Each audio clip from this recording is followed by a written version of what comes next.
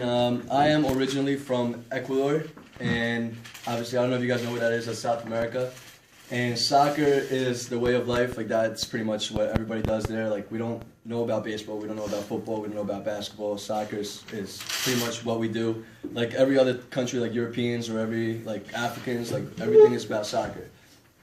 Well, what today I want to talk to you guys about is something that happened to me on September 4th of 2015. Or was it 2014? Yeah, 2014. Which was very traumatizing to my life, like just especially because I've always been an athlete. Like I didn't like soccer at first. I ended up coming to this country when I was 6 years old. I played baseball, and I was a chubby little kid who never wanted to run, so soccer wasn't my sport. So I pretty much played baseball, just sit and I just pretty much hit. And so once I about hit sophomore year in high school, I ended up realizing that soccer was something that I really wanted to proceed. So then that's when I started taking it seriously. I quit baseball and I started taking soccer as something that pretty much ended up being my way of life. And on September 4th of 2014, something that I don't think any athlete should ever go through ended up happening to me. It was obviously, it was a knee injury that occurred to me that was very crucial to my life, that pretty much at the time I thought it would be the end of my career, like the end of my soccer career. And I will show you a clip of what exactly ended up happening. The ball was going to get thrown in right here, and then I just took a misstep, and I just landed wrong. And then right there, I realized that literally right at that moment, And one of the Gators, good. You want to go away? Want to watch it again? I see it.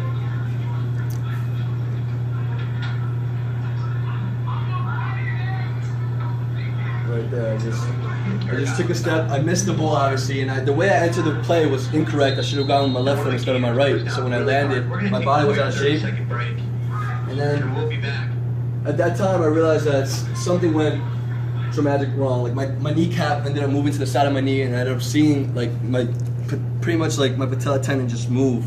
And I felt something go wrong. And then at that moment is when I just blanked out. I just remember screaming. And I remember the kid, I don't know if you see in the video, this kid walks by, on their team walks by, right here. I go down, this kid walks down. I guess he must have heard me screaming, and he goes, that's his ACL. And then once I heard that, I just freaked out. I started crying right away just from the atmosphere of the game. The game was at 0-0 at the time, or 1-0, we were losing, but we were really fighting back. And I realized something went wrong, and then my knee just popped, and then I can tell you the truth, I don't really remember much, because it was just something that just scared me. And then, at the time, I was just like, alright, let me rehab, try to get back, and then I ended up getting the MRI, which pretty much reassured my injury, and this was my ACL. That's supposed to be one solid line, and you can tell in the picture that my ACL isn't there anymore. It's completely split in half. This next video I want to show you, this was after surgery. So this was after, pretty much after 3 days after my surgery, which is kind of nasty. If you guys don't like needles or blood, don't watch it.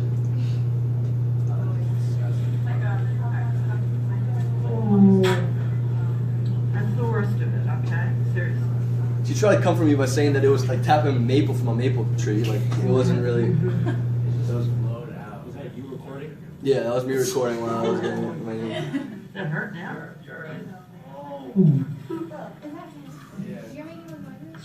Yeah.